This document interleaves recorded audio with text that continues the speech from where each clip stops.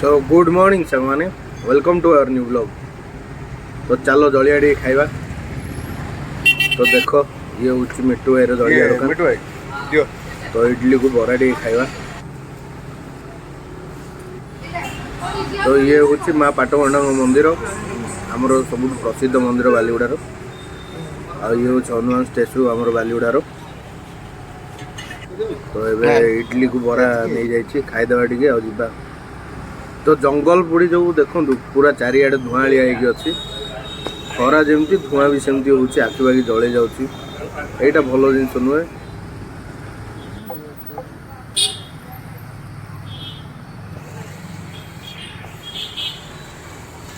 खरा तो खरा इे धुआं भी है पूरा एरिया सारा जंगल बुड़ी चलती। तो एबे दुकान को आके पहुँचली भाई खरा जो प्रकार हो कहतुनी बाहर बुलवा तो छाड़ ए टिफिन टे करके आसली जो लगला एतिक मुंड बुले जाऊँ कौन खरार बुलवा।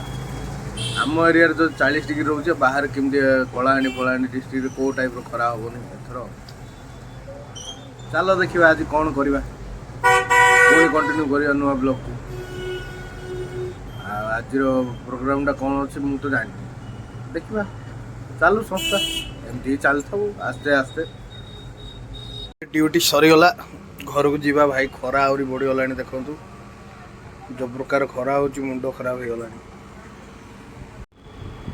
तो पुणी टोपीटा पिंधा आ बाहर घर को जो प्रकार खरा आ खाली एमती बुली होनी जो प्रकार देख लाइटिंग को प्रकार हो दुकान ये माने खरा हो सतरे हालोजिन लगी बाहर से टाइप खरा हो गरम तो भाई अलग प्रकार कौन एमती खाल बोली सला सनस्ट्रोक हो सनस्ट्रोक रास्त पड़ी मर दिया था लोक आहरी अच्छी टाइम आहरी बढ़ खरा। तो ये आसी आखु रस टे ना देखु ये हूँ से आखु रस सेंटर आमती आखु रस पड़ा हो देखो पूरा ठंडा ठंडा मस्त खरा बहुत बढ़िया जिनसा निजे टे पीबी आ घर पर पार्सल करके नेबी आ। तो मिल जाइए आखु रस। तो यहाँ हूँ पार्क रो बैक साइड टा पिडब्ल्यू छक पाखे सर जा मोर पिया पार्सल हो गला।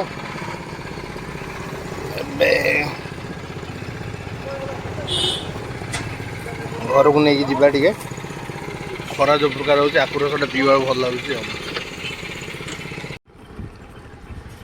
तो घरे पहुँची गली खरा तो प्रबल आखु रस पीबे आज घरे घरे आज आखु रस पीबे।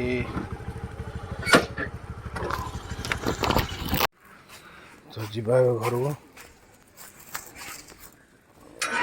केमती कौन करी घरे तो पहुँच गली ए बोपा की खरा आउ चलो पखाड़ भात मारद।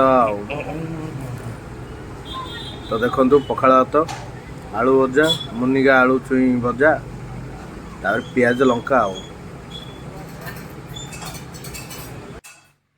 तो काल ब्लॉग तो एंड कर तो आज एंड करदा काली खाई शो पड़े आ वीडियो तो शूट करनी अलग काम रहीगली।